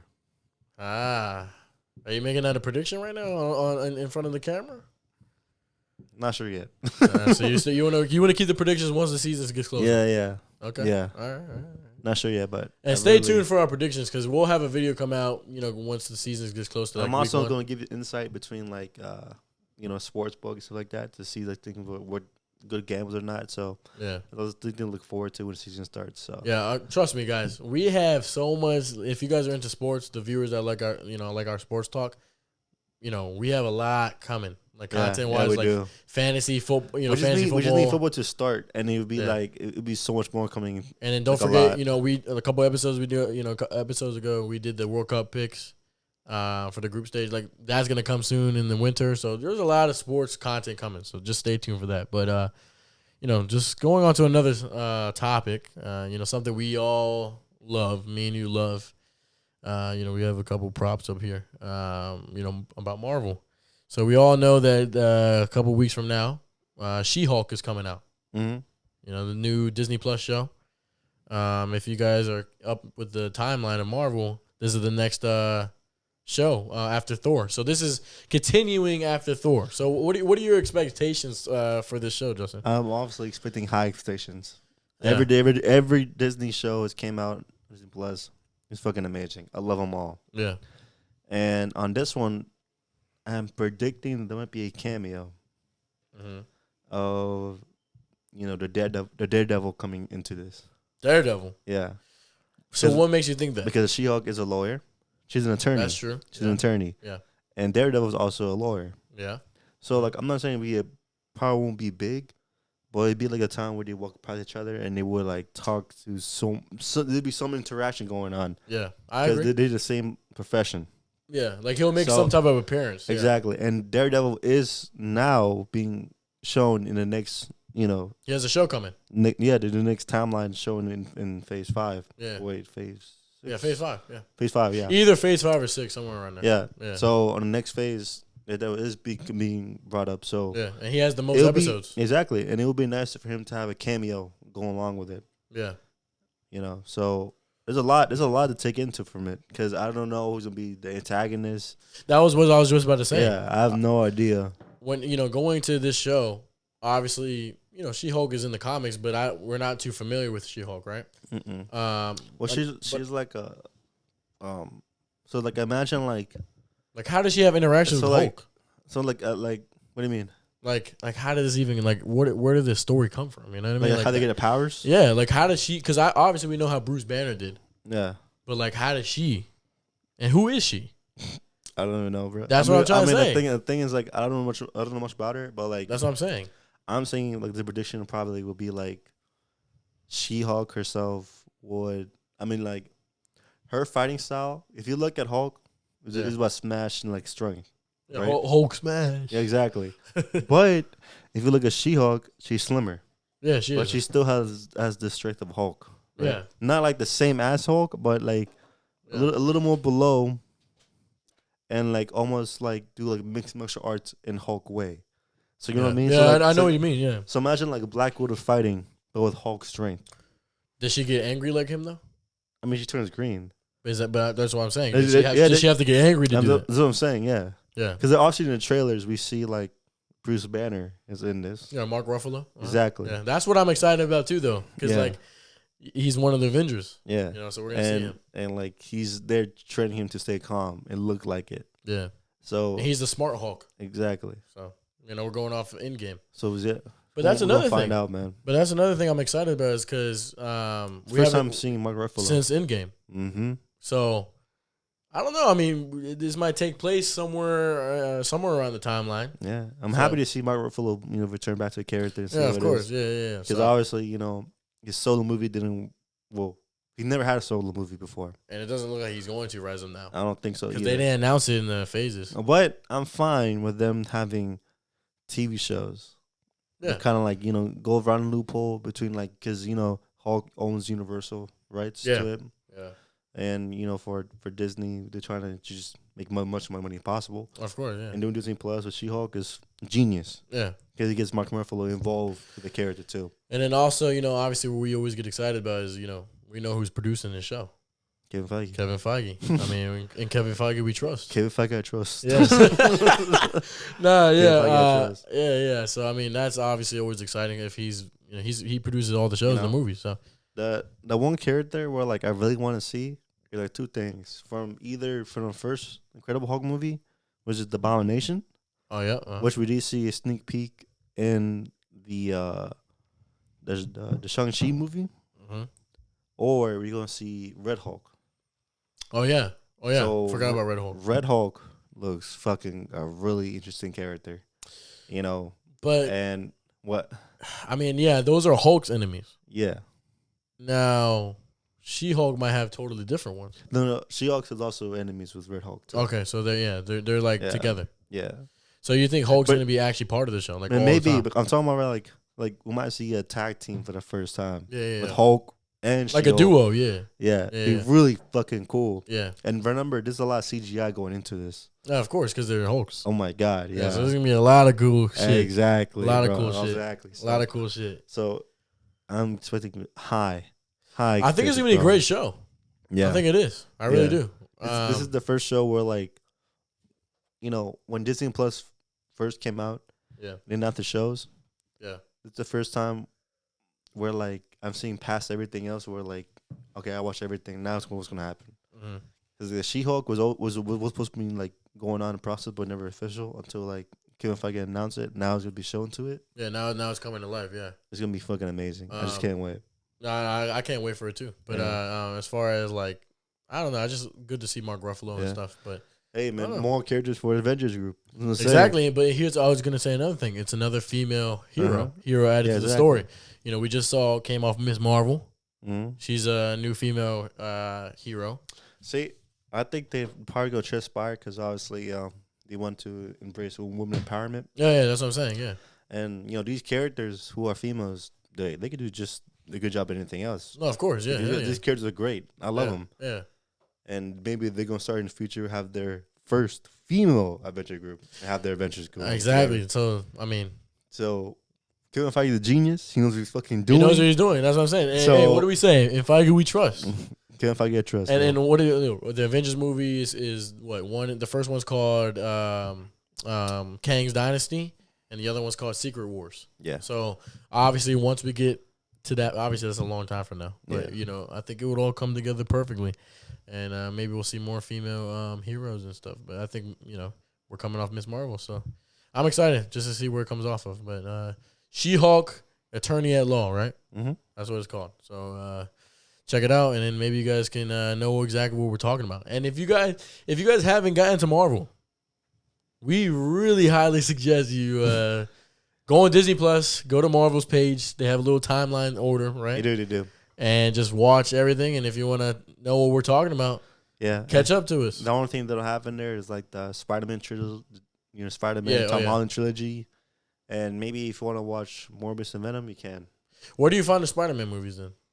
You have to buy them. You have to buy them, yeah. You have to buy them. But eventually, they are coming to Disney Plus. Yeah, you could buy it if you have Amazon Prime. You could buy it. But isn't there like the contract is gonna end soon, right? With Sony and no, fuck, they're never gonna give it up. Fucking Sony, man. Because Sony's making a shit ton of money. Oh yeah, I know. Because of their games, merchandise, and all this. Yeah, of course, yeah. They're just sucking a sack of that. I love the Spider-Man video game on the PS5, by the way. But Sony, when it comes to movies, come on, man, you guys gonna. Let Disney get this part. Let the mouse handle. They're doing pretty. Yeah, let the don't fuck with the mouse. Bro. The mouse always gets his way. If you don't let him get it, he buys you out. Disney owns everything, so fuck, they will probably eventually. But I think we should move on to the best part of this show. Yeah. It's what's in the fucking cooler? It's in the fucking cooler, bro. What do you think is in the fucking cooler? It's my week, by the way, guys. I think it's a bottle. Ah, man. I'm excited to show off this. I mean, maybe it is, maybe it's not. I don't know. I gotta pull it out. But I'm very excited for Justin to see what this is, and I wish Jason was here, but at the end of the day, he left us for Loco, so getting scared. He's being a little pussy right now. So I don't know, but he'll be watching from home. So is it good, Carlos? So I have never tried it. So me and you are about to. Did you went to ABC store and got it? I don't know. What do you mean? I don't know if it's a liquor bottle or not. I don't know. All right. So I've never tried this before, and you haven't either. I don't think. I hope you don't, because I want us to have the same initial reaction. So this is what it is. And by the way, you're right. It is a liquor bottle. I fucking knew it. But it's not just any old liquor bottle. Oh, fuck, bro. What is it? I know it's something I'm scared of. What the fuck is that? Do you know what this is right here, guys? Wait, let me see. It's called Lobos. What is that? Take a look at it. And for you guys that I just showed it to, if you guys know what Lobos is, you guys know what's up already. I'm about to reveal to Justin what it is, though.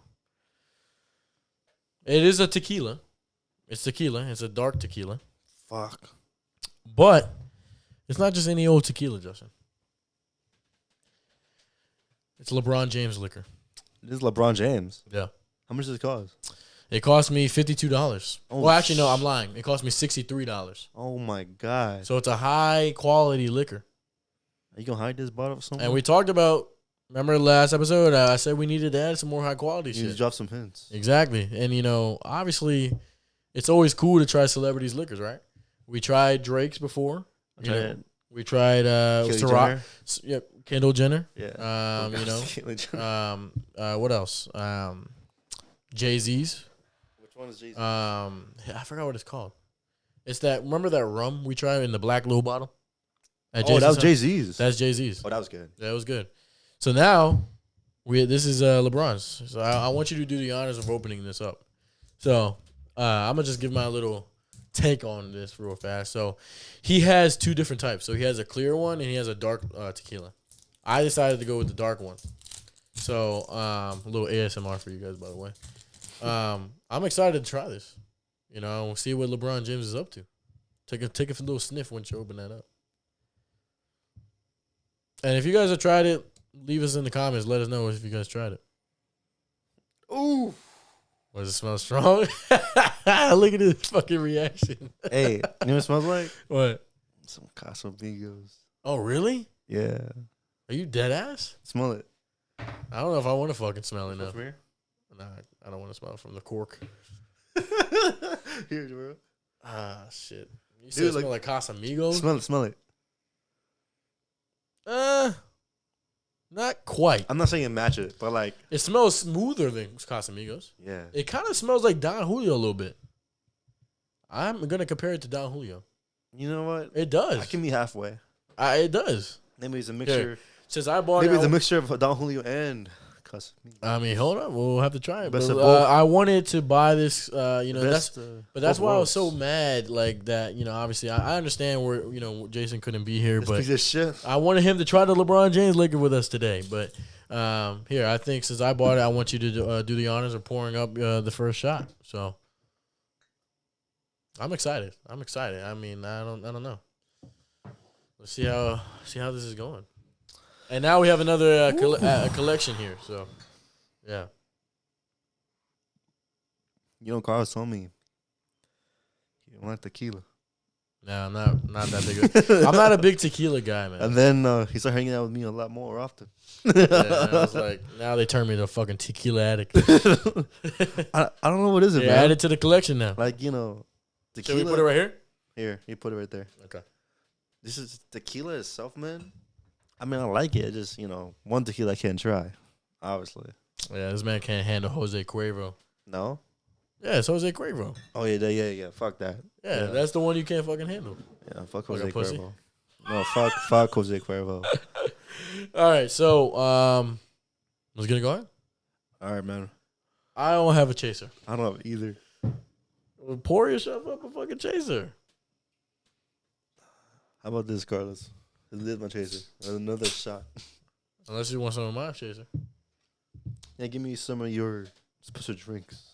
Yeah, don't worry about what I got, guys. Undisclosed drink real quick. Yeah, man. They probably can see it from the fuck. I don't give a fuck. I'm not sponsored by these people yet.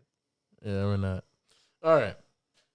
Like Sprite, bro. This is what it is. Yeah, we're drinking Sprite right here. It's a nice little thing of Sprite. And shout out to my Cowboys, Dallas Cowboys, one and only. All right, ready? So, first shot of LeBron James liquor. Hopefully it's good. Have you ever done the reviews on this? You looked it I up? didn't. Oh, yeah. I mean, I want the review to come from the one and only Basement Podcast. All right. You know, we've been giving a lot of reviews on different new drinks, right? That's what the what's in the cooler is about. So what's it called again? It's called Lobos. Lobos. Okay. Lobos, and it has if I'm not mistaken, that's a wolf on the bottom. I think the bottle looks pretty nice. We saw it on a music video once. I think we did. Is that where we get that idea from? I don't know which. We saw a music video. Yeah, I saw. I was like, No. shit. Oh, no, but no. Did you call it? It was on DJ Khaled. Yeah. Shit, was it the new song? Yeah, Staying Alive? yeah. Oh shit. You mentioned LeBron James liquor. I actually Yeah, didn't know he had I LeBron did. James liquor. No, but I knew LeBron because obviously LeBron, when he first came out with this liquor, he announced it on his Instagram page. How long ago was this? I don't know. It's a fairly new liquor. I think it's been Oh. out for maybe a year. I might be lying. I might be a little bit early. So I don't know. That's LeBron likes tequila. I like the tequila too. Exactly. And, Only kings drink this. and we're honoring, he's right here. So that's why we added another item. It's honor to the king. It's honor to the king of NBA. And if y'all disagree, fuck y'all. I'm a little nervous, bro. I am too, because you just mentioned Casamigos. So 1, 2, 3.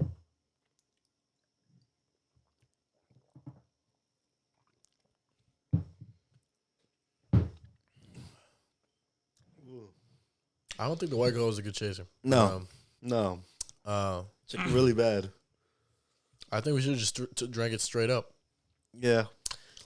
It tastes kind of like 1800 a little bit. Maybe less harsh though. I'm having bad aftertaste because of that. Yeah, Chaser. the White Claw didn't help. I'm not gonna lie, the White Claw did not help. Don't do it. Don't do White Claw with this. Fuck no, don't. That's a terrible fucking chaser. You want to just try one just straight up? Of course. Damn.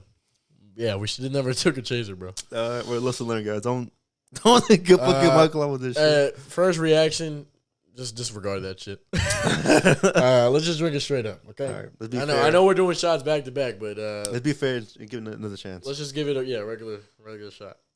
All right, here. You pour up yours. Now y'all know, don't fucking take a chaser of a White Claw. Y'all fucking crazy if you do that. Don't know why, but like, I have a Drake song in my head right now. A Drake song? Yeah. You have a specific one? Yeah. Which one? Girls Like Girls. That's a good song. Yeah. Yeah, I think you need to drink some tequila with a song like that. The whole album was so good too. What you say? That one was so good too. Yeah. No, of course. That album is a fucking vibe. If I don't like Certified Lover Boy, go check it out. By the way, this has 40% alcohol in it, so which is like a normal for liquor. All right, here we go. So this is without a chaser, so we'll just try the straight up liquor. Back to back, by the way. Ready? To the real reaction.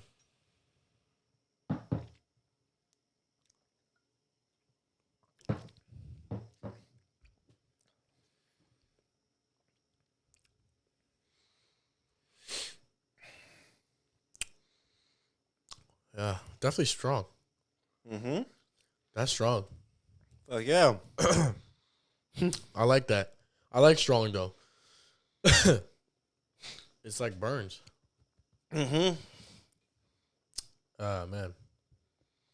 Definitely give me 1800 vibes, not Casamigos. This is definitely not like Casamigos. Casamigos doesn't burn like that. Fuck. LeBron James liquor, down. That gave us a little hair on our chest, though, for sure. All right. Now that we got 2 shots in and 1 for real, what would you rate this out of 10? Like out of all the liquors we've tried before, especially tequila, we have another tequila bottle here too. So, what would you rate this liquor out of 10?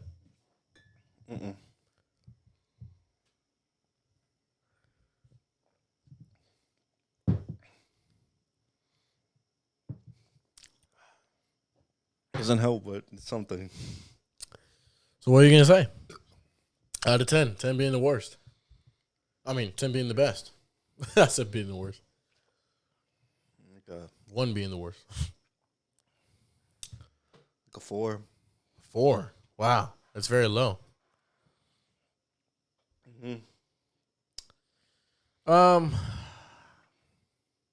So, like I mentioned, they do have a clear version and a dark version. This is the dark version. I don't know. Maybe the clear version tastes a little bit different. For this one, damn, dude, this will definitely get you messed up though, because it's very powerful. It's very strong. It is. I would give it like a solid I'll give it a solid 6. It's 40%, by the way. Yeah, it's 40%. I'll give it a 6. For celebrities liquor, obviously LeBron. I'll give it a 6. I'm not gonna go too far like you did. I think 4 is a little harsh, but that's your opinion. But I'll give it a 6. I think it's a solid 6, right in the middle. Okay. I think that's fine. Okay. But yeah, that maybe could be good with a mixed drink too. Yeah. Mm-hmm. If I had to choose between, what if you had to choose between the 1800s and that? 1800. Yeah, I would choose the 1800s. See, the thing is, for probably tequila, it's the color. Yeah. Like when I first saw it, I was nervous the way it looked, the color of it, the texture. So this is tequila too, but silver. Yeah. I like silver. Yeah. But that's like. But that's what I said. There's a silver version of Lobos. Mm-hmm. But I decided to buy the dark one. Yeah, dark was not that, man. So maybe we'll have a better chance. It's not like my taste, I guess. Yeah. Maybe we'll have a better. It'd be better with silver. Yeah. Yeah. Fuck, man. I don't know, but as far as LeBron, maybe you could have done better, but maybe the other one could have been better. Yeah, the silver one. Yeah. Fuck yeah. I don't know, but that was my what's in the cooler for this week, and obviously. We can't finish a whole fucking liquor bottle, obviously, because we'd be dead. But, obviously this will be here for the podcast from now on, and it joined the club. It joined the club here, and, it's going to keep adding on as, if they, him and Justin buy more liquor bottles and stuff, and maybe maybe I'll get another one. Maybe I'll buy the silver one next time. I don't know. Let's see. But, you know what? It's been a great episode here. Yeah.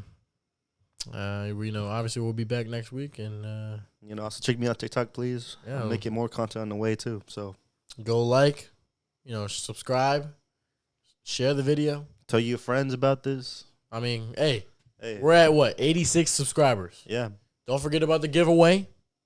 We told y'all once we hit 100, it starts. We're giving free money, man. Exactly, free money, and a free pair of our merch. Yep. So, and we have a lot of merch coming on the way, a lot of ideas we're very excited about. Yeah.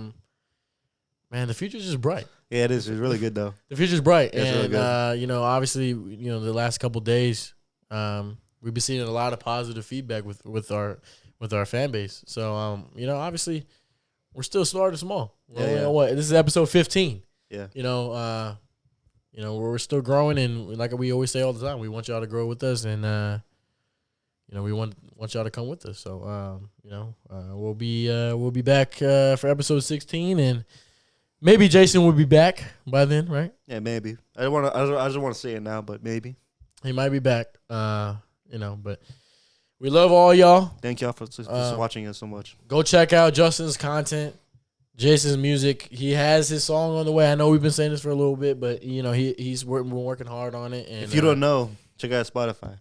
Yes, and also we are on Apple Podcast now. That's also one of the big news that we have too. Yeah, yes. We are on Apple Podcast now. So if anybody that has Apple Music, Apple Podcast, obviously if you have an iPhone, Go shit on Apple Podcasts. Go check us out on Apple Podcasts. We are on Spotify, and we are worldwide now. Yes. So, yes. And we're just going to continue to grow, and, you know, try to be on every platform and provide as much content as possible. So we appreciate all the support and love, and we'll catch you on episode 16. We out. We out.